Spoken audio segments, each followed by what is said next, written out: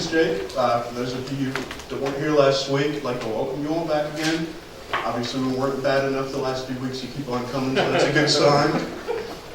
Today, I'm going to follow right off of Ray chronologically with the campaign we're going to talk about when Grant moves into Mississippi.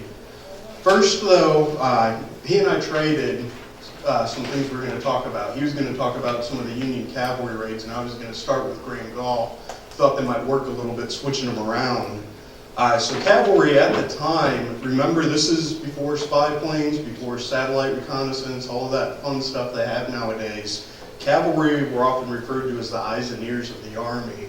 So cavalry is extremely important at the time of the Civil War. Even though the infantry likes to make fun of the cavalry for riding around and doing nothing, they actually do play a really big role. They're used to raid and disrupt supplies and communication, divert attention and resources. And in the case of Vicksburg, the Union cavalry pulls the Confederate cavalry away when Gregg's on his marches, will come to find, and they really do their job perfectly. Now, of course, most of you are familiar with Grierson's raid. This is Colonel Benjamin Grierson at the time, later general. The picture on the right showcases his successful cavalry raid, front page of Harper's Weekly in June of 1863. If you haven't noticed it yet, we do have a display with some of his personal effects out front there. He leads 1,700 troopers of the 6th and 7th Illinois and the 2nd Iowa Cavalry on a raid. He also has a contingent of scouts dressed in Confederate uniforms, and they do some pretty interesting things. So that's actually one thing that the Horse Soldiers movie did get right. This is the route of his raid. He starts all the way up in LaGrange, Tennessee, goes down the length of Mississippi, cuts over into Baton Rouge. That's a distance of 600 miles, right through the heart of the Confederacy. This is ground that no Union force has crossed yet, and he does it. It's arguably the most successful cavalry raid of the entire war, not just Union, but Union or Confederate. A lot of people believe it is the most successful. What time is that? It begins in April 17th to May 2nd. I apologize. He destroys railroad tracks, bridges, freight cars, and locomotives. He feints back and forth to confuse the Confederates. Now, shown on the map, they just show a straight line.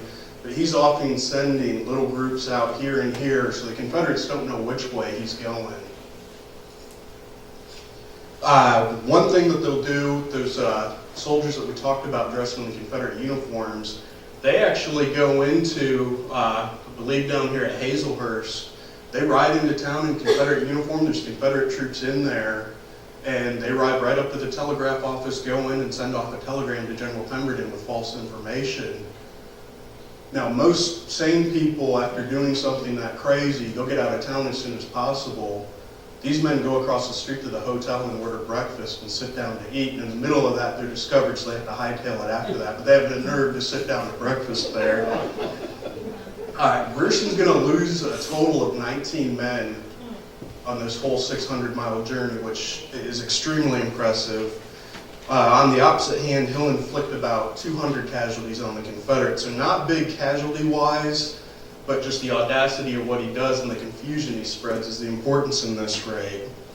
And of course, we already mentioned the Horse Soldiers in the movie. I'll mention it again because it is the only movie to this point in time on the Vicksburg campaign. Even though it has a lot of errors in it, it's the one we got, so we got to claim it. John Wayne's in it. And John Wayne's in it, that's another reason. That's awesome. Maybe a bigger reason. During this course, he's pursued by Ward Adams. So he draws Ward Adams to follow him the entire way. Somebody not as many people have heard of, this is Colonel Abel Streight. And he leads a raid at the same time. Grierson's was, get the date right, April 17th to May 2nd. Streight leads a raid from April 19th to May 3rd, right at the same time. 63? 63. He's less well known than Grierson, and that's probably because the understatement of the century, he's a little bit less successful on paper. But perhaps just important, due to the supply situation, he can't get horses for his men, so instead they ride off on mules. If you know about mules, they're sturdy, but they don't move very fast, and that's going to come to haunt him. It's derided a lot of times, being called the mule raid. And this is the route of his raid. He starts actually up here in Nashville. They take boat a lot of the way, and then they start off really in Eastport, Mississippi, go across into Alabama, and suddenly stop there. And that's usually not a good sign for commanders if you're showing that in their stop. Forrest actually pursues him, and Forrest will chase him down. And remember, this is not the Nathan Bedford Forrest we know of from 1864 to 65. He's still building that reputation up. This certainly helps build his reputation. He surrounds the force here at Cedar Bluff, Alabama. His force is actually about half the size of Straight's, but what he does an old trick that you hear of a lot of the Native American conflicts. He'll parade his men back and forth in front of Streight, making Streight think he's overwhelmingly outnumbered. Streight decides to surrender, and of course afterwards find out he's very upset, but he's already surrendered and he's stuck. He'll actually get sent to Libby Prison in Richmond. In 1864, they have, if you're familiar with the Steve McQueen movie, The Great Escape, they have a Civil War Great Escape where they tunnel out of Libby Prison. About 100 Union officers escape. Streight is one of those, and he'll actually fight during the Franklin and Nashville campaigns as a brigade commander. So he does come back. Now, with that whole force being captured, you think that that raid was a complete, utter failure. But it's essentially their sacrificial lambs, if you want to call that, to the greater Union cause. By drawing Forrest away, Forrest is not there to go after Grierson or after Grant. So he really does help the U.S. cause, even though his force is captured. And the importance of these cavalry raids, we have these two gentlemen here. A lot of you will notice or recognize Nathan Bedford Forrest. The gentleman on the right is Ward Adams. He's a Mississippian, a cavalry leader. He's the one that goes after Grierson. The importance of these two cavalry raids, that during most of Grant's campaign, you don't hear their names. And the reason for that is Grierson and Streight do their job. They're not involved whatsoever to harass the Union. They pose no threat to Grant's supply line or communications or the rear of his columns as he's moved across Mississippi because they're drawn off. They're pulled, in Forrest's case, literally out of the area operations. And these cavalry raids, they're moving so fast, they're really grinding, not just on the men, but especially on the horses. So you go through a cavalry raid of 3 weeks like that, and it's going to be probably a month or two before you're able to come back and do anything of value. And that really shows in the campaign here. It also especially leads to confusion for Pemberton, because at that point he has lost his eyes and ears. He has small little pockets of cavalry left, but no great force to either contest the advance of Grant or to go out and scout and see what he's doing, because Grant will do a lot to really confuse Pemberton as well. We do have the landing at Bruinsburg here, and when they land, Ray mentioned it, McClernand is in the lead. And if you remember when I talked last week, he and Grant had a few issues going on, to say a little bit. So why is he in the lead? That month, in April of 1863, Sherman's going to write home to his wife and say that McClernand is a dirty dog. So they're obviously still not getting along. However, McClernand's the one of only 3 corps commanders that's going to support Grant in his idea to move across the river. So a lot of people say that's why Grant has him in the lead. Sherman's left behind at the start to really confuse Pemberton up near Vicksburg. McPherson, who we'll talk about in more detail in a little bit, he's new to Corps Command just from the previous fall, so he doesn't have a lot of experience. So he's definitely the one out of the 3 you don't want in your lead. After the maneuvering of the previous months, Grant likely wanted to keep an eye, and when I mean maneuvering, I mean the political maneuvering we talked about with McClernand. Grant probably wanted to keep an eye on him and keep him close, so that would be a reason you wouldn't want to leave him in the rear where he had Sherman, where he's kind of quasi-independent on his own for the time being. Perhaps he trusted him as the only one to support his plan. I don't personally think so. I think he trusted Sherman with being independent. As we said, McPherson's relatively new. I think the biggest reason that's often overlooked, the 13th Corps, McClernand's 13th Corps, is the largest of the 3 Army Corps. So by having his corps in the lead, he has the largest force right there where they can hit the enemy the quickest. The landings are going to begin at 8 a.m. on April 30th, and as you can see, they're going to move out, and the 3 columns here, once they're all on the Mississippi side, and don't worry, we'll come back to Fort Gibson here, they're going to move in conjunction with each other. Ray had mentioned earlier to me when we were talking, and I am terrible at foreign languages, much less French. There's a French term from Napoleonic warfare for the 3 corps moving in conjunction like that. An echelon. Yeah, I'm not even going to try to pronounce that, but that's what it is. They're all 3 moving in parallel roads, so they can easily support each other if they get into trouble. And that's a tactic that you see Grant use here. It's going to be used to even greater effect the next year when Sherman has his march to the sea. He's going to do the same exact thing. So I'm sure they studied the same manual at West Point, obviously, but with experience, Sherman's probably going to see here how useful that is and use it later.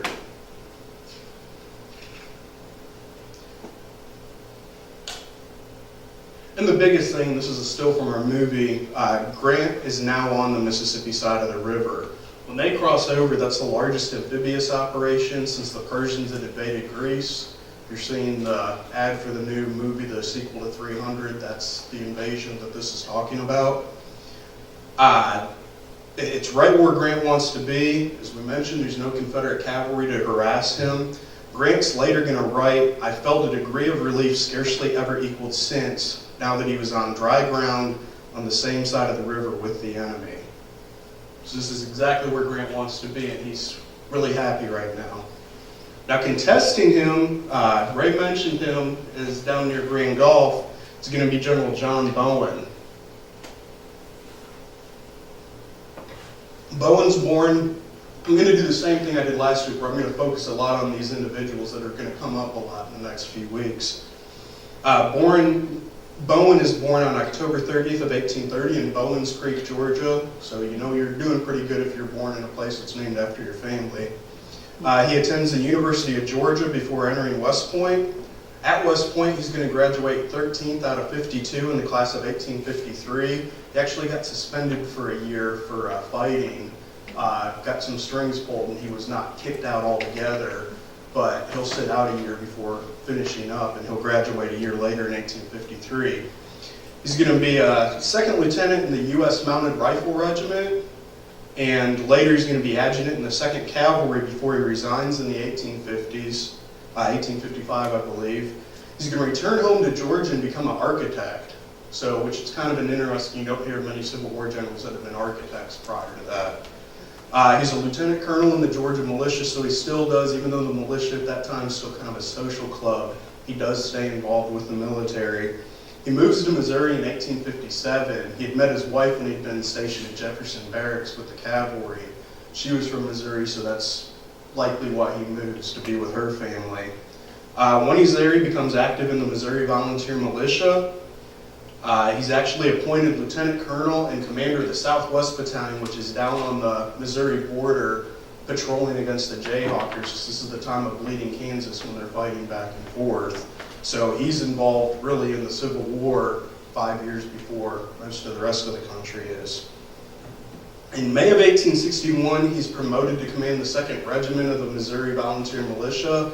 Just a few days later, on May 10th, he's going to be at Camp Jackson outside St. Louis, and you have one of the first big sparks fly once the war begun, when Union troops under General Lyons go and surround all those soldiers and capture them. So he's surrendered there, he's paroled, and while he's in Memphis waiting to be exchanged, he's going to recruit the 1st Missouri Confederate Infantry Regiment. That's going to come up later after the surrender here, when a lot of Union Missouri troops are going to claim that he violated the conditions of his parole. So that comes back here after the siege is over. He's going to fight well and be wounded by a shell at Shiloh. He's at brigade command by this time, the Missouri Brigade. He's going to fight well at 2nd Corinth.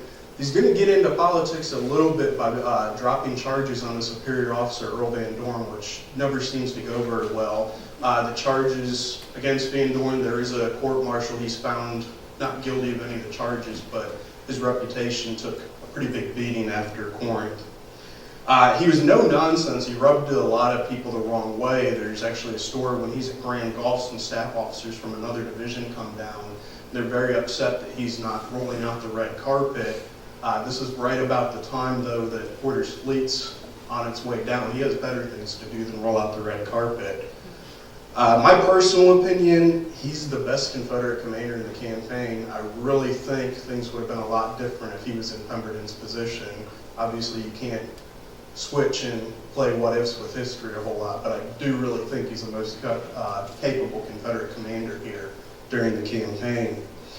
Once the Union Navy south of Grand Gulf, where Ray left off, he knows that he's in trouble, so he's got to remove his forces and focus more down at Port Gibson. Now at Port Gibson, they'll meet on the morning of May the 1st.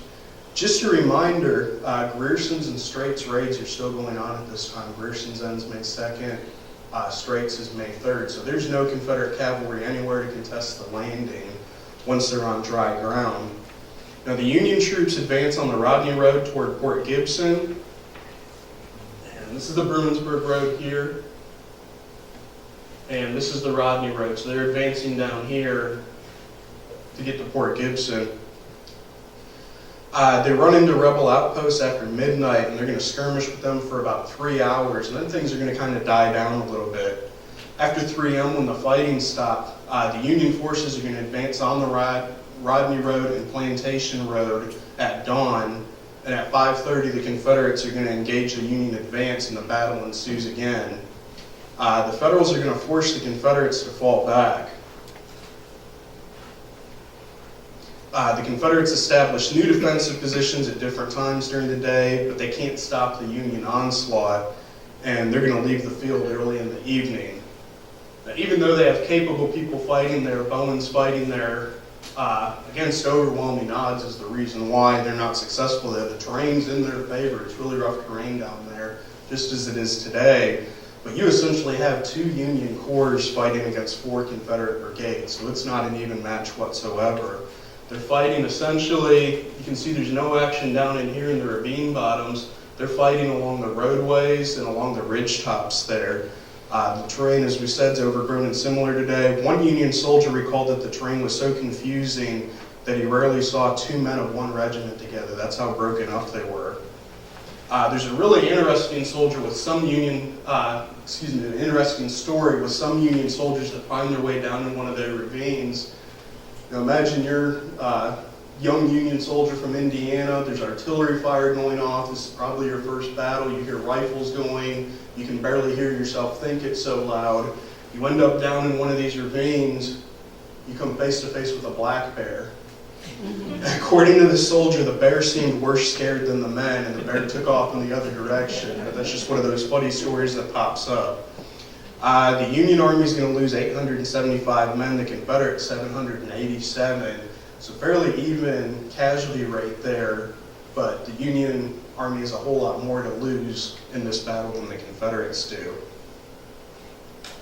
And after that,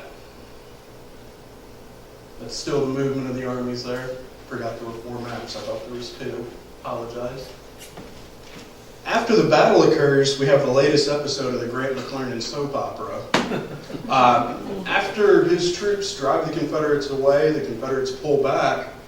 McClernand, and I've added this painting here, it's called Stump Speaking. It's by George Caleb Bingham. He's one of my favorite painters, showing a political stump speaker there, painted in the 1850s.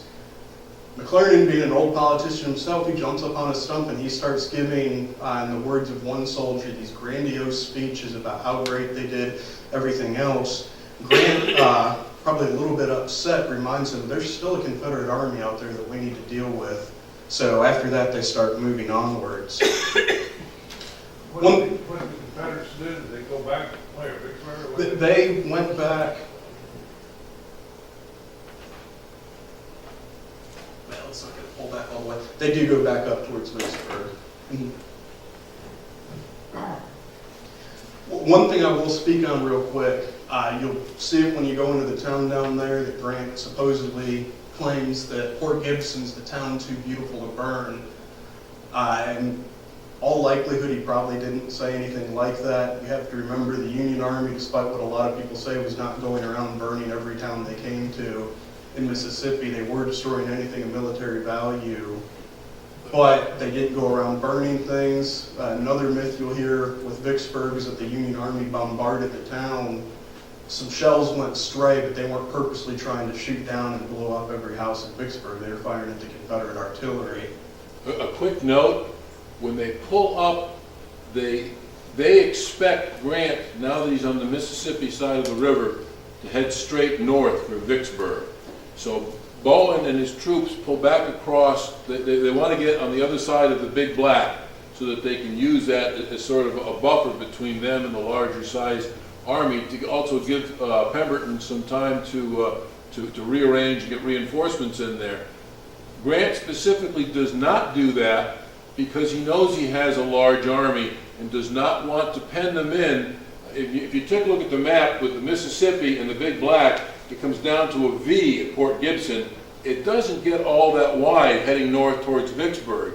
And if you've got a large army, as Grant does, he does not want to be penned in between two waterways. It does not give him room for fire and maneuver. And if you've driven, up in that area, there's these huge deep ravines, erosion and stuff. Again, it's miserable terrain for an offensive operation. It very greatly favors the defender. So to be penned in between two big rivers with that kind of topography, Grant didn't want to go there. But that's the way they expected him to go. They did not expect this huge sweep to the east, what he ends up doing.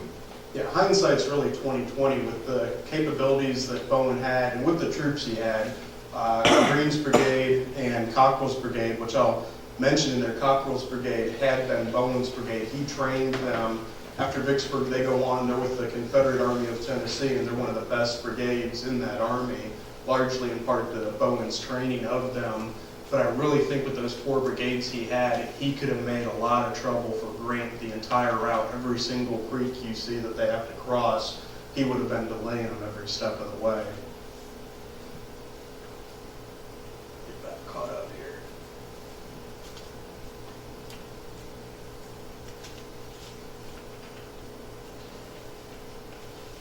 here. Okay. Now we're up to, I'm going to discuss General James McPherson here a little bit, because we will be talking about him the next few weeks, and he comes into Raymond, which is the next battle we're going to discuss, and plays the biggest Union part there.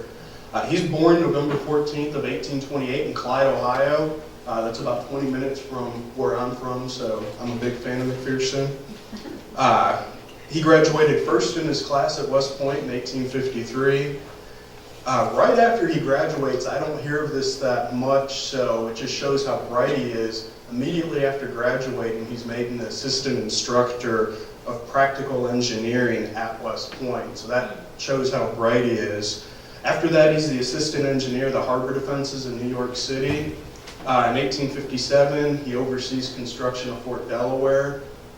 And from 1857 to 1861, he's superintending engineer of construction of the defenses at Alcatraz Island, which this is long before it's Alcatraz Island as we know it, but the same island.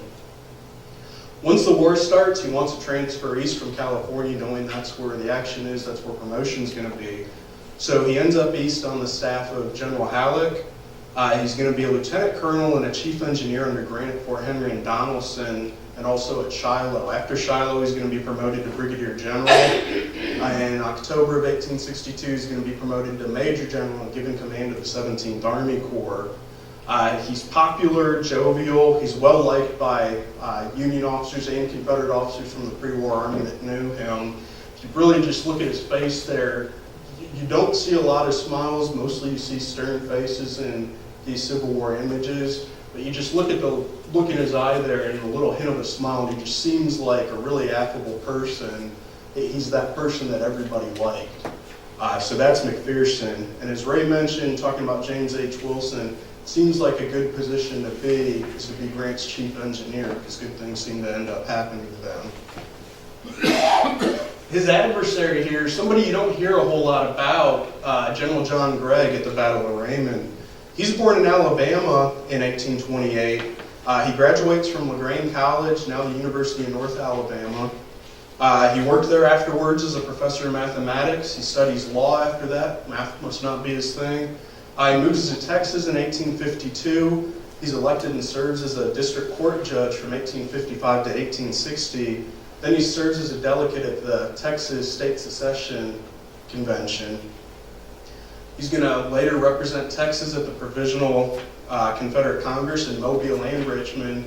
But he's going to want to leave and get to the war as well, so he resigns and raises the 7th Texas Infantry in the fall of 1861.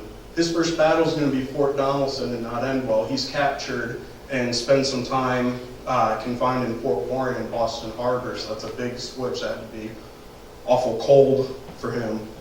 He's exchanged in August of 1862 and promoted right away to Brigadier General. His first battle since Fort Donelson is going to be the Battle of Raymond. This is a Harper's Weekly sketch of the Battle of Raymond. Right at the outset, Gregg receives reports indicating that 3,000 Union troops are advancing on him. And he has 4,400 men, so he says, okay, I've got good odds, I'm on the defensive, this should work out really well. Remember that there's no cavalry. This is only about a week after those raids end, so there's no Confederate cavalry in the area. Let me rephrase that, there's 5 of Fort Adams cavalrymen here, so 5 cavalrymen aren't really going to do a whole lot for you. The way I like to describe this battle is imagine a heavyweight and a featherweight boxer fighting each other with blindfolds on. It's really humid the day of this battle, the smoke takes over, so the commanders on each side can't really see the size of the opposing force. They both think that McPherson thinks the Confederate force is larger than it is. Gregg thinks the Union force is much smaller than it is. So I really like that analogy of the powerhouse fighting the little guy but with blindfolds on so they don't know the difference. There's 12,000 U.S. soldiers there rather than the 3,000 he had been told were. This shows the initial action here along 14 Mile Creek here. Gregg's going to lead his force from Jackson out to Raymond to intercept the Union troops. Before dawn on May 12th, McPherson's going to have his 17th Corps on the march, and by 10 a.m. they're about 3 miles from Raymond. Gregg decides to dispute the crossing of 14 Mile Creek and arrays his men in artillery.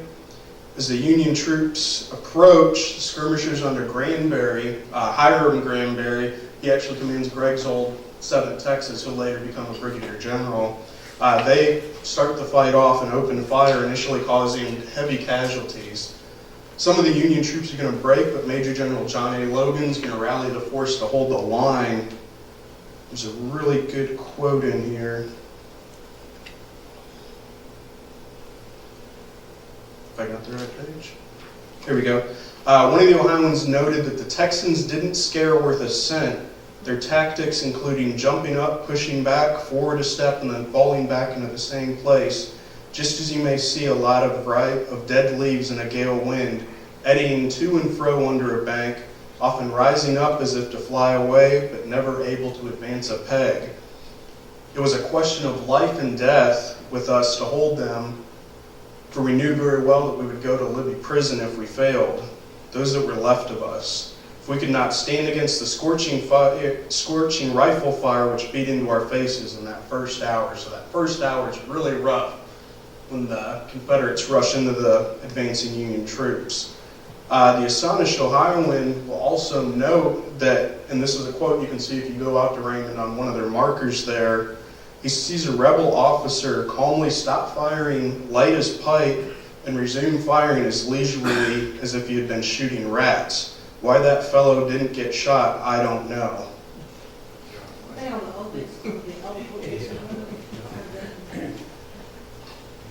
You know, I'm not sure, to be quite honest. What was the question? If they, on the old Port Gibson Road. No, that came through you to go Highway 18. The Confederate troops attacked the line that had to retire. More Union troops are going to arrive, and the Union force is going to counterattack. You can see them advancing up there, and the Confederates are starting to break due to the numbers. After the overwhelming Union force prevails, Gregg's men are going to leave the field. Although Gregg's men lost the battle, they were fighting against a force about 4 times their size and did manage to hold them up for a day. Interesting to note that 3 of the key players here are going to be dead in the next 18 months. McPherson's going to die a year later in July of 1864 at age 35 at Atlanta, the only Union Army commander to be killed during the war. Gregg is going to be killed October of 1864 at age 36 at Petersburg, and by then General Granberry is going to die in November of 64 at the Battle of Franklin at age 33. So it just shows how brutal the Civil War was with a lot of that young talent. The Battle of Raymond, U.S. casualties 446, Confederates 820. Out of those 820, over 400 are captured, so a lot of prisoners there. Grant decides, the important thing with Raymond, Grant decides that with Gregg's force retreating towards Jackson and rumors of more Confederate reinforcements pouring in there, that he'd have to take care of Johnston and move towards Jackson before moving on to Vicksburg. And with Joseph Johnston, I'm going to spend a little bit more time on him since he seems to get picked on so much around here. There's not a lot of Johnston fans in the Vicksburg area. But he's got a really interesting background. He was born in February in 1807 near Farmville, Virginia. His mother was actually a niece of Patrick Henry. A lot of people ask about his name. His name's Joseph E. Johnston, the E for Eggleston. Joseph Eggleston was actually his father's commander during the Revolutionary War, Major Joseph Eggleston, so that's who he's named after. He graduated 13th of 46 in the West Point class of 1829. He's going to be in the 4th U.S. Artillery, but he's going to resign in 1837 and become a civil engineer.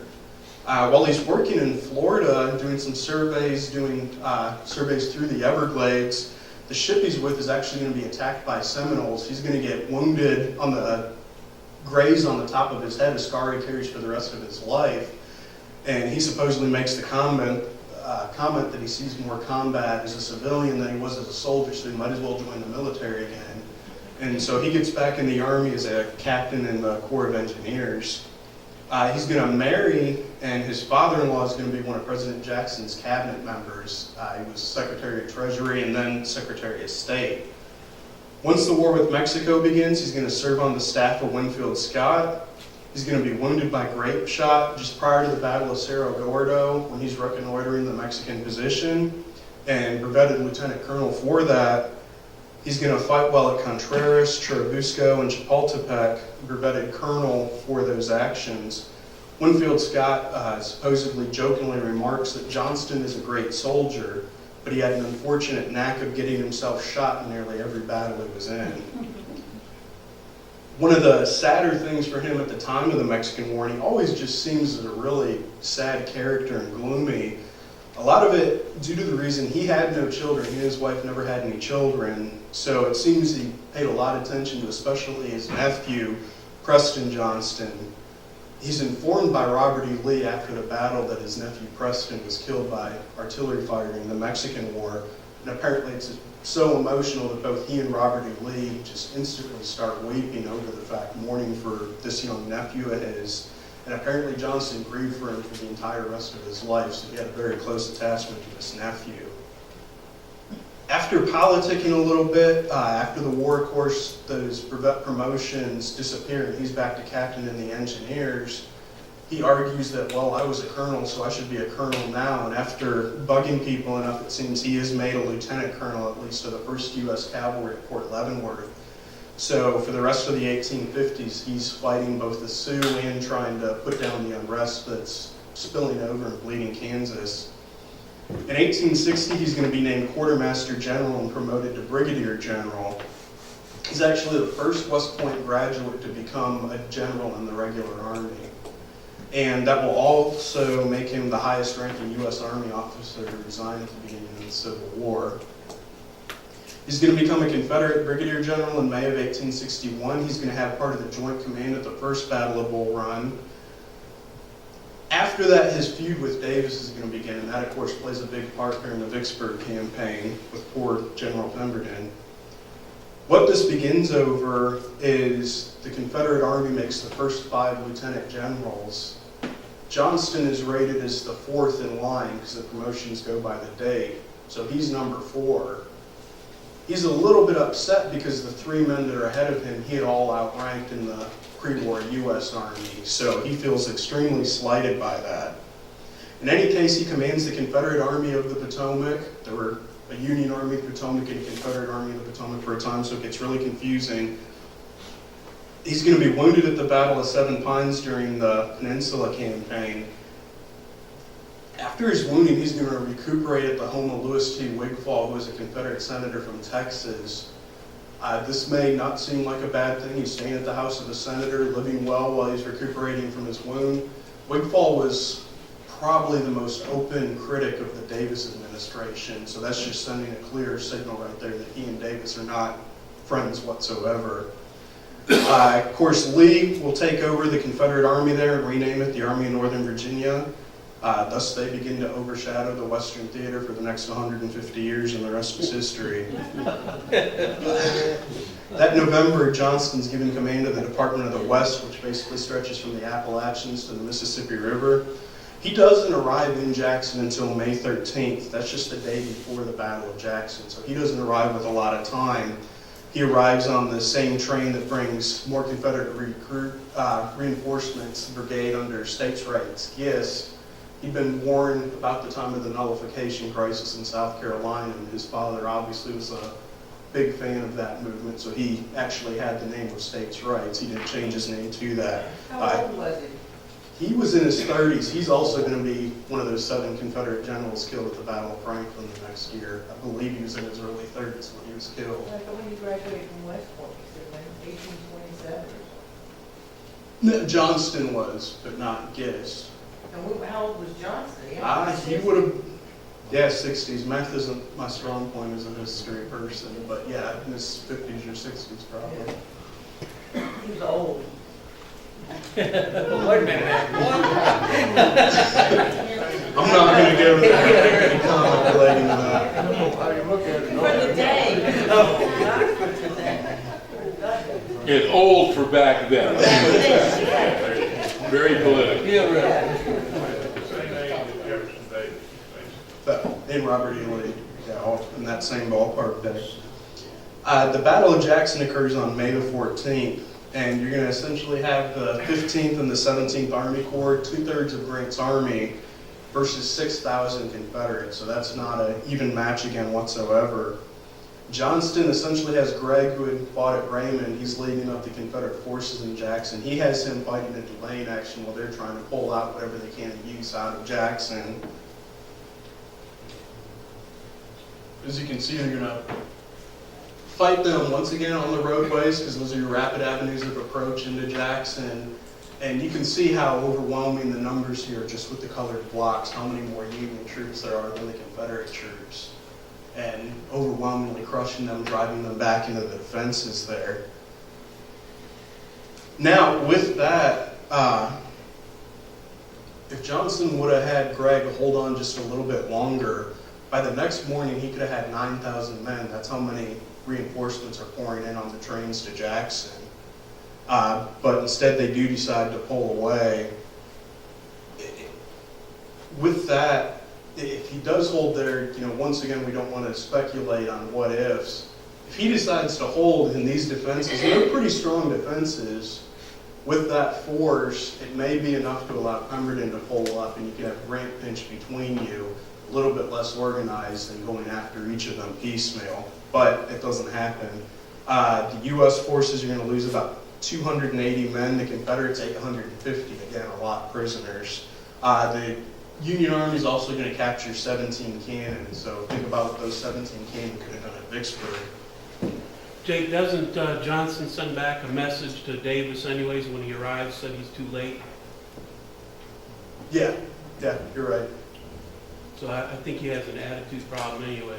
That's what I was Yeah. trying to lead up to with that. Yeah, they're definitely not on good terms.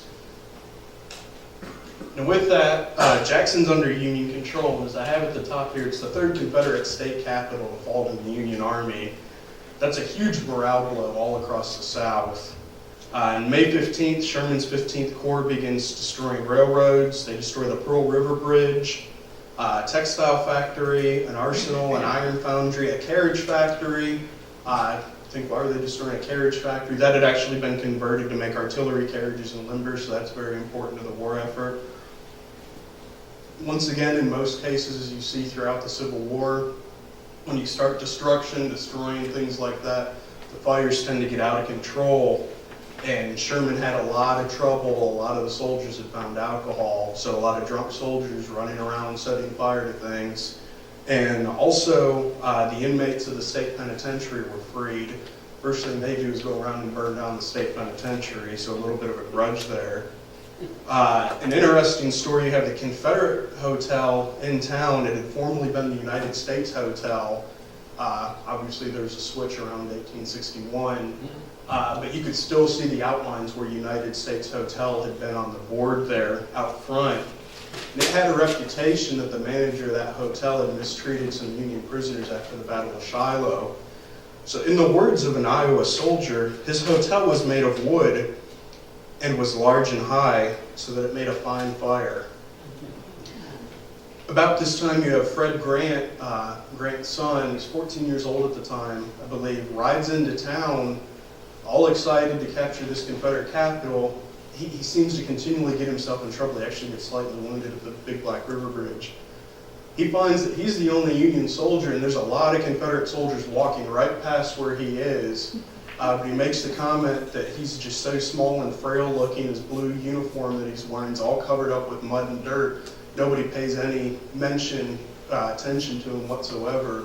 He's extremely happy when he sees a rider coming up carrying a United States flag, one of the happiest moments he has.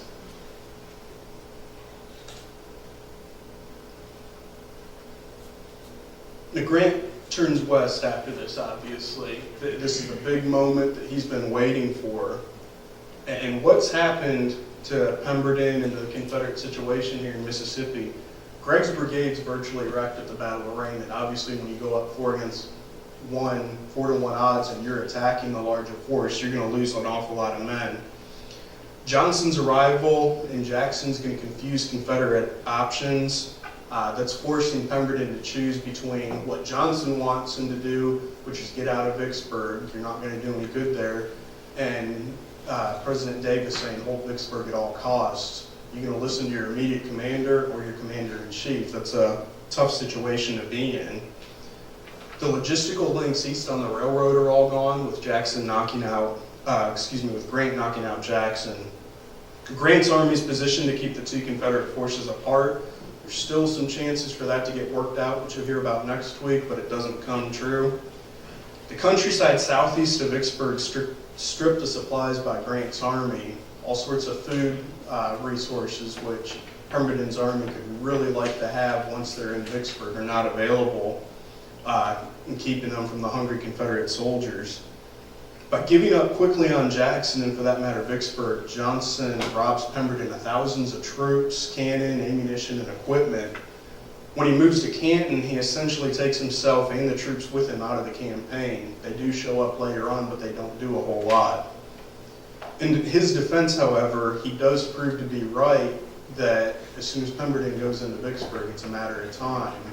Now, you can argue on the opposite end. If Pemberton would have linked up with Johnston, you would have had the Atlanta campaign all over again with the tactical withdrawal. By July 4th, he may well be backed up all the way into Alabama. We don't know.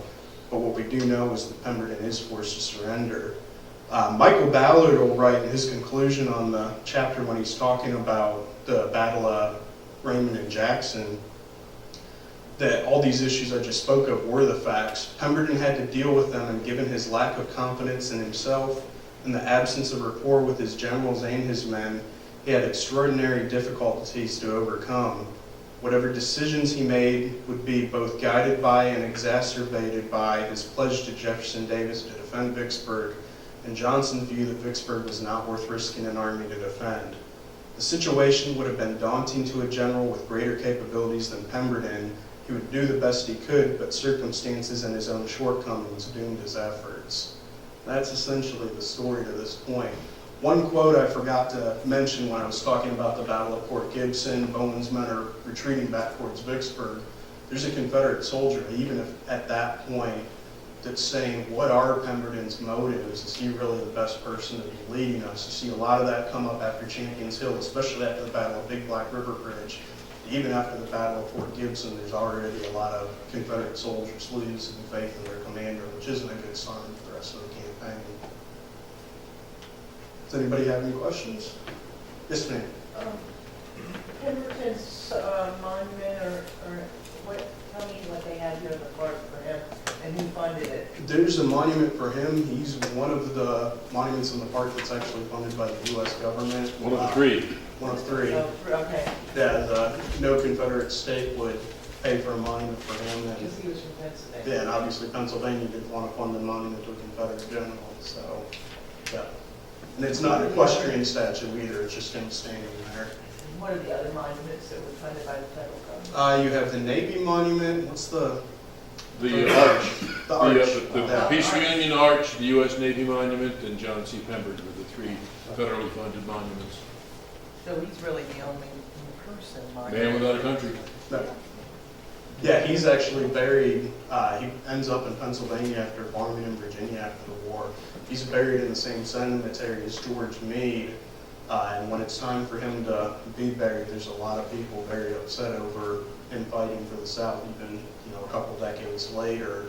And so it's decided that he'll be buried in a different cemetery, where somebody moved into a quieter section of that cemetery, and that's where he's buried at, but he's still buried in that same cemetery in Philadelphia.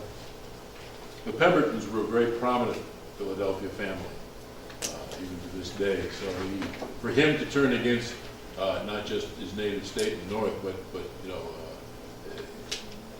you would not expect a prominent son of a major northeastern city to do what he did. He was very unpopular after the war, as was General Thomas from Virginia. He's ended up buried in Troy, New York, because he couldn't go home after the war either. That's what those wives will do for you. He was married to a girl from Virginia, so he felt his allegiance to that state. So I don't know where Thomas's wife was from, but Thomas was from Virginia, and the story with him is his sisters actually turned his portrait around in his house when he decided to stay. he joined the Union. When he joined the Union, his two sisters, they asked him about Thomas after that. He said, "What about George?" He said, "George died in 1861. Yeah. And that was it. But Ben Thomas, his brother, is the one that owned the home next to the jail for a period of time. The Magruder home, the Morrissey home, the whatever else. Owned a lot of different things. You have another link with that. It's down in, I think it's Fort Gibson. General George Meade, the Union commander of the Battle of Gettysburg, his sister lives there, and she actually has a son that's killed on the Confederate side at the Battle of Corinth. Interesting historic subnote on Thomas. He's buried about 50 yards from Uncle Sam. Just 50 yards away from him in Oakwood Cemetery in Troy is the grave of Sam Wilson, who was a contractor during the War of 1812, and all of his government contract meats sent up along the Canadian border was stamped U.S., and the soldiers began to refer to the supplies as coming from Uncle Sam, being Sam Wilson. So he's buried in that cemetery as well. Yes, sir. How accurate are those casualty figures? It was something on public television about 6 months or a year ago about there being 20,000 unburied bodies in the area around the Vicksburg campaign. I wouldn't say that there's about 20,000 total casualties for the Vicksburg campaign, so that number seems a little high. When you get to campaigns, depending on what source you look at, all of them are going to be a little bit different by a few numbers here and there, especially on the Confederate side, the latter half of the war. So they're in the ballpark, but I noticed that too when doing research on it. Depending on which book you look at, they're all going to be off from each other by a few numbers. One thing you notice, the different character of this campaign maneuver against the other Civil War battles of attrition, which were frontal engagements and attacks, and how whether or not you actually planned it all out ahead of time to be that type of a campaign, it ended up changing the character of the war, because he was never in a position where he had a frontal engagement. He had huge casualties, had overwhelming force there at these battles of Raymond and Jackson, because he had maneuvered correctly in timely manner. and with the cavalry raids, drawing off all the Confederate cavalry. And that's something Grant does a little bit, and I forgot to mention when showing that map. His forces do kind of feint around and move where the Confederates don't really know when he's driving eventually towards Jackson where it ends up. They're still not sure if he's going to turn back and go up towards Vicksburg, or if he's going to keep going east, or what he's doing. That's what lack of cavalry does. Well, Pemberton just stays at Vicksburg and waits. Yeah. Grant is the aggressor, or I don't know if that's the correct word or not, but has the initiative. The initiative. Yeah. Yes, sir. So as Pemberton, is he just like waiting on Johnston, or is he just like consolidating his forces really slowly since you got Gregg coming on scene and Johnston? Is he just? Yeah, Pemberton, you look at his history, his biography, the only time he has an actual field command is when he commands a battery of artillery during the Mexican-American War. Other than that, his entire service in the regular U.S. Army before the war, and even in the Confederate Army once the war begins, is essentially as a staff officer. So the Vicksburg campaign, unfortunately for him, is his first big chance commanding a large number of troops. And he's a very good organizer.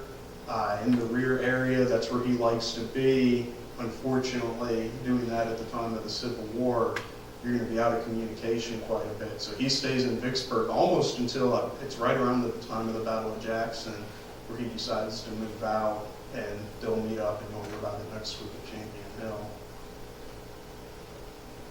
Could I clarify the answer to the question earlier about Raymond? I Sure. think you asked about did they enter Raymond on the Fort Gibson Road? Yes, a lot of groups did enter Raymond on the Fort Gibson Road as well as part of the Digo 3 years ago. When y'all take the field trip, you'll be entering Raymond on the Fort Gibson Road. Yeah, I was trying to, this is a lot to cover in about an hour and a half, or an hour, whatever I did. If you go on the field trip, if you want to call it that, with Parker Hills, you'll learn more than you'll ever need to know about the outward battles of the campaign. Any more questions at all? There's interesting comment, you know, talking about the McClernand, you hear about him, how Grant, he didn't get along and like that. You ride through the park and the only Corps commander that has a statue in this park is McClernand. Yeah, and the rest of them do not have, well, unless you consider Frederick Steele to replace Sherman, but Sherman and Orr too. Like That's the state of Ohio. Yeah. He's the only one that has a statue in the park. So that's kind of unusual. Why didn't they have one for McPherson? Why don't- I think it's just funding. There's a story, Terry Winchell, our park historian, was speaking to, I think it's a Civil War roundtable in Cleveland, Ohio, and made a comment about them, and they said, well, if we raised money to have a monument for Sherman, well, we don't think Mississippi he'd be treated as well as he'd be treated in some other places, kind of jokingly, but yeah, it just came down to the funds. I will add, though, that I was in Washington, D.C. about a week and a half ago for some training, and they've got circles and squares and all over the place with some gorgeous monuments of McPherson, Farragut, Sherman's got a really nice one real close to the White House. Now, we have Sherman Circle, so if Yeah, Ohio well, does for step it. up to the table and, put up the money, we have a place to put There originally statue. was a McPherson circle as well. Aren't they gonna put a statue of Sherman down at LSU? He's the first president of LSU. Sherman was president of LSU before They the. stirred up a controversy, but they didn't put that. Yeah, I touched on that a little bit You're not last putting week. live right there either. No, but after the war, he was very much loved by the cadets there, and there's, I have to dig to find them, but there's some quotes from some of the Louisiana Confederate soldiers that had been students that spoke very highly of him.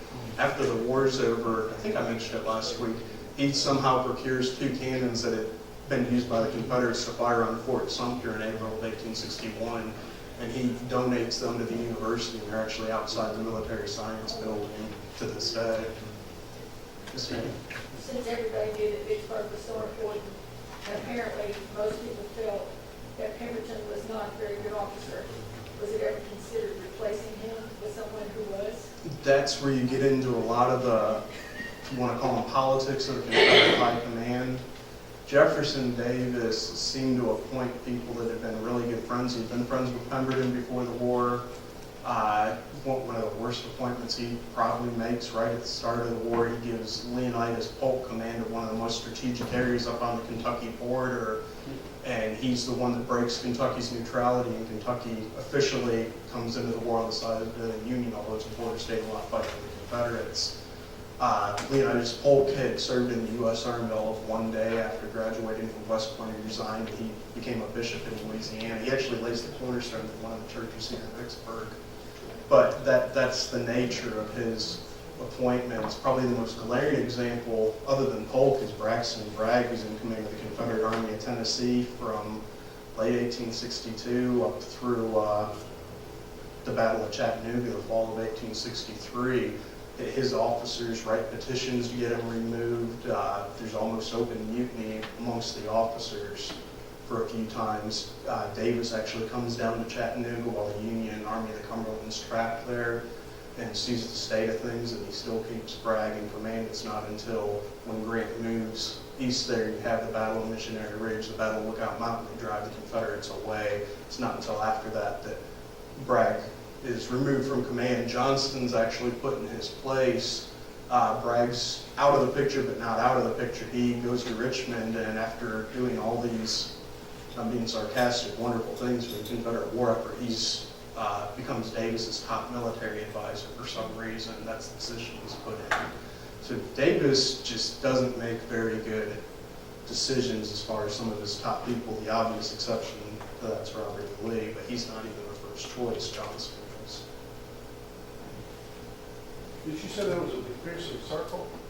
I remember seeing, and this is going way back, probably before this was Park Service. I think when it was still under the War Department of Plans. I remember seeing something from McPherson Circle somewhere. Where? Do you know where that's at, Tim? I don't know. Is it on Jackson Road? Okay, it's somewhere in that area, in view of the Illinois Monument now, I think is where it is.